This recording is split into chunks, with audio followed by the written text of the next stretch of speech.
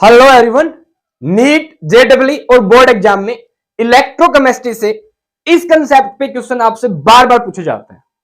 आइए भाई, specific conductivity और एक कंसेप्ट है साथ में मोलर कंडक्टिविटी या मोलर कंडक्टेंस कह सकते हैं आप।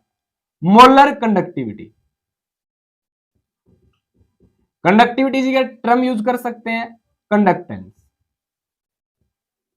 ठीक है, तो आपसे क्वेश्चन पूछते हैं कि आपको केसीएल का सॉल्यूशन दे रखा है या किसी भी इलेक्ट्रोलाइट का सॉल्यूशन दे रखा है।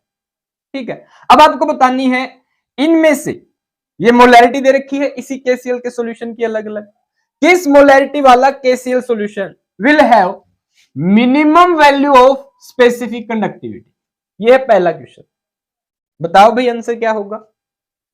दूसरा क्वेश्चन, मैक्सिमम या कह सकते हैं highest value of specific conductivity, यही ऑप्शन है। तीसरा question, minimum value of molar conductivity, options are same. Highest value of molar conductivity या maximum value of molar conductivity. ठीक है, तो इन चार क्वेश्चंस का आंसर हम यहां अटेम्प्ट करेंगे। ठीक है भाई, इन्हीं का कंसेप्ट मैं आपको बताऊंगा। एक बार इसको समझ लीजिए, इसके बाद बहुत ही आसान हो जाएगा क्वेश्चन। ठीक है, सिंपल सी बात है भाई, करने से ही होता है। ठीक है, आओ तो Which solution of KCl will have minimum value of specific conductivity? इसका आंसर करेंगे हम पहले। देखना, What is specific conductivity? Electrochemistry में कापा से लिखते हैं, ऐसे के से लिखते हैं आप स्पेसिफिक कंडक्टिविटी को। ये इक्वल होती है G कंडक्टेंस इनटू में G star, that is cell constant. ठीक है, ओके। अब ये क्या सिग्निफाई करती है? देखो, न तो हमारे पास G कंडक्टेंस है, न हमारे पास सेल कांस्टेंट है, तो हमें कापा स्पेसिफिक कंडक्टिविटी या कंडक्टेंस का सिग्निफिकेंस पता होना चाहिए क्या होता है। ये कहता है गाइस 1 ml और आप कह सकते हैं 1 सेंटीमीटर क्यूब सॉल्यूशन में जितने भी आयंस हैं, 1 सेंटीमीटर क्यूब या 1 ml सॉल्यूशन में जितने आयंस हैं, क्या है भाई आयंस, इनका कंडक्टेंस क्या कहलाता है? स्पेसिफिक कंडक्टिविटी या स्पेसिफिक कंडक्टेंस या ओनली कंडक्टिविटी कह सकते हैं। ठीक है, अब 1 ml में जितने आयन ज्यादा कंडक्टिविटी उतनी ही ज्यादा, आयन जितने कम कंडक्टिविटी उतनी ही कम। ठीक है, अब आयंस का पता कैसे करेंगे? मोलैरिटी दे रखी है, इसके बराबर होती है number of moles per litre of solution. 1 litre में कितने नंबर ऑफ मोल्स है? ठीक है, अब नंबर ऑफ मोल्स यानी आप कह सकते हैं यहां पे आयंस कह सकते हैं। नंबर ऑफ मोल्स जितने ज्यादा होंगे, नंबर ऑफ आयंस उतने क्या होंगे? ज्यादा। अब नंबर ऑफ आयंस और मोल्स एक ही कंपाउंड केसीएल के हैं, तो ये भी हमें कोई डिस्टिंग्विश करना ही नहीं, सेम ही है केसीएल सभी के लिए।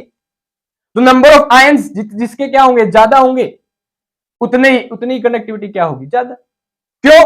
1 लीटर में जितने आयंस ज्यादा, तो मैं कह सकता हूं 1 ml में उतनी ही ज्यादा होगी सॉल्यूशन।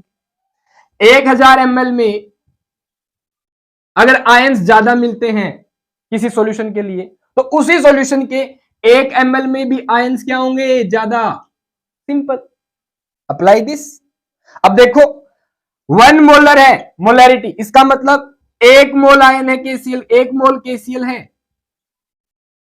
1000 ml में। ठीक है, यानी 1 लीटर में। यहां पे क्या कह रहा है? 0.1 मोलर, 0.1 मोल है। यहां क्या कह रहे हैं? 0.5 मोल, यहां 0.01 मोल, यहां 0.001 मोल। समझ गए? बताओ कौन सा ज्यादा है, कौन सा कम है? नंबर ऑफ आयंस ज्यादा यानी मोलैरिटी ज्यादा, तो स्पेसिफिक कंडक्टिविटी भी क्या हो जाएगी? ज्यादा। मोलैरिटी कम तो स्पेसिफिक कंडक्टिविटी भी कम। ऐसे समझ में आया? तो सिंपल सा कंसेप्ट क्या याद रखना है, अगर बात हो स्पेसिफिक कंडक्टिविटी की तो आपको मोलैरिटी देख लेनी है। अगर मोलैरिटी ज्यादा है ना, यानी कि एक्चुअल में क्या देखना है? नंबर ऑफ मोल्स अगर ज्यादा है ना। और एक ध्यान रखना, केसीएल के लिए आयोटा की वैल्यू सेम है भाई, कितनी? 2। ठीक है, अगर आपको केसीएल की बजाय अलग अलग सॉल्यूशन की दे रखी होती, मान लो केसीएल की जगह होता एसिटिक एसिड का सॉल्यूशन होता, AlCl3 का सॉल्यूशन होता, Al2SO4 का सॉल्यूशन होता, तो फिर आपको पार्टिकुलरली मोलैरिटी को देखना होता, नंबर ऑफ आयंस भी कितने मिलेंगे। ठीक है, तो एक सेपरेट बात हो जाती है, उसको अलग कंसेप्ट से डील करेंगे। ठीक है।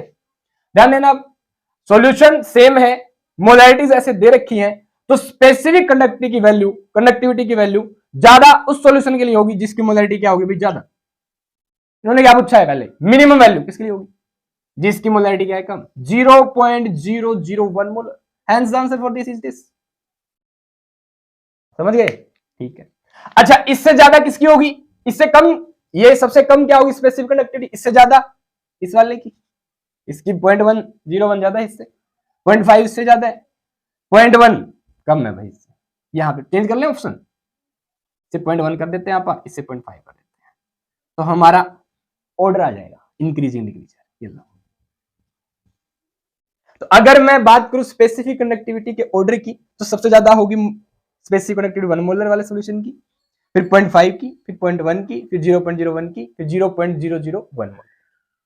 मिनिमम मैक्सिमम पूछे तो ये आंसर, मिनिमम पूछे तो ये आंसर, सिंपल, खत्म।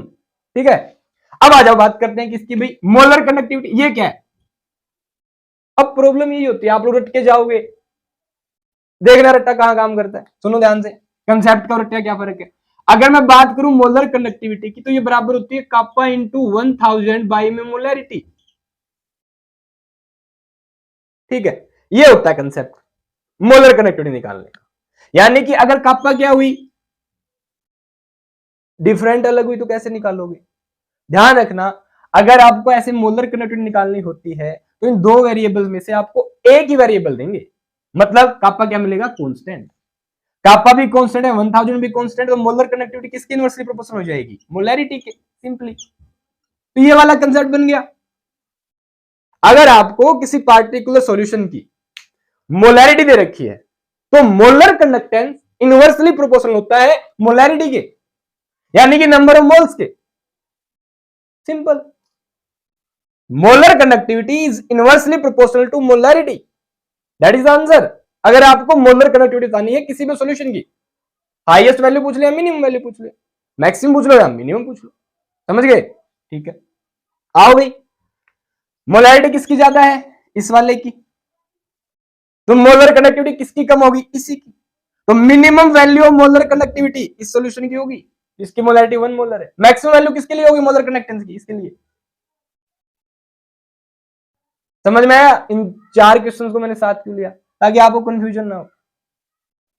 या आप सिंपल सी बात ये ध्यान रख सकते हैं, kappa is directly proportional to molarity दे रखी हो तो, और lambda molar conductivity is inversely proportional to molarity, simple. ये वाला कंसेप्ट ध्यान रखेंगे, प्रैक्टिकली आपको पता चल गया कैसे निकालना है, दैट्स ऑल, खत्म।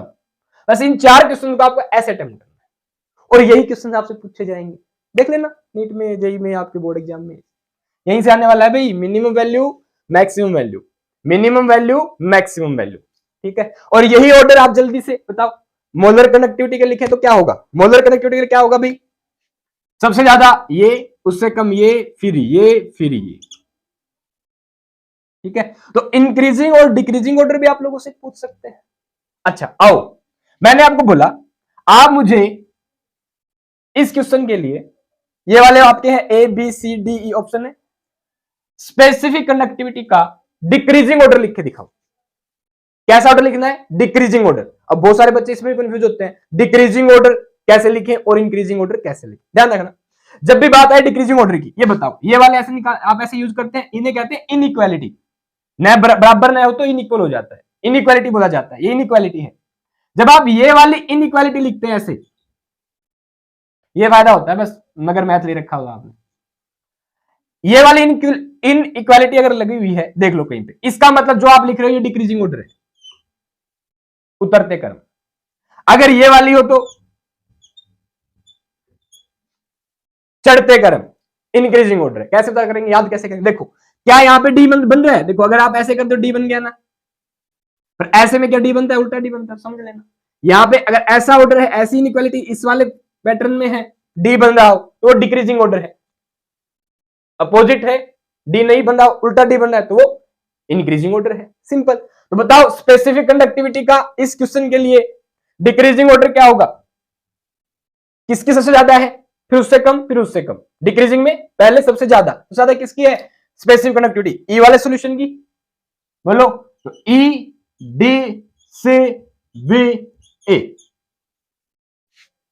समझ गए? ठीक है, यहां से शुरू करोगे तो क्या हो जाएगा? अब इसी का क्या लिखना होता है आपको? Increasing order. तो सबसे पहले क्या था? ए, फिर बी, फिर सी, फिर डी, फिर ई। ये वाला है इंक्रीजिंग ऑर्डर और ये वाला है डिक्रीजिंग ऑर्डर। आप जल्दी से प्रैक्टिस कर लीजिए मोलर कंडक्टिविटी के इंक्रीजिंग और डिक्रीजिंग ऑर्डर। ठीक है, बदल जाएगा, दोनों में अलग आएगा। क्या आएगा और देख लो, थोड़ा और कंफ्यूजन आपका दूर हो जाएगा। मैंने बोला डिक्रीजिंग ऑर्डर लिखना है, टक टक टक टक। ठीक है, तो मोलर कंडक्टिविटी की इनमें से किसके लिए वैल्यू ज्यादा होगी? जिसकी मोलैरिटी कम है, ए के लिए। ए, उसके बाद बी, उसके बाद सी, उसके बाद डी, देन ई। और इसी का अगर आपको लिखना हो क्या?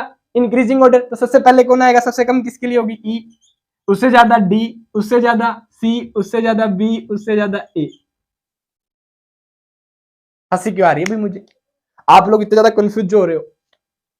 ये क्या है? Decreasing order. ये क्या है? Increasing order. बहुत ही अच्छा कंसेप्ट। अगर आपको ये समझ में आ गया, एक बार तो आपका दिमाग खराब होगा भाई, इसमें कोई दो राय नहीं है। और आपने अगर ये समझ लिया तो आप बहुत सारे क्वेश्चंस पे काबू पा लेंगे। ठीक है, आपके नंबर बढ़ जाएंगे जितने अब आ रहे हैं उससे। हो सो आपको ये समझ में आ गया कैसे आप लोग मिनिमम वैल्यू, कैसे आप मैक्सिमम वैल्यू, कैसे आप स्पेसिफिक कनेक्टिविटी को डील करेंगे और कैसे आप मोलर कनेक्टिविटी को डील करेंगे। That was the concept. खत्म, इतना सही था। अच्छे से पढ़िए। All the best.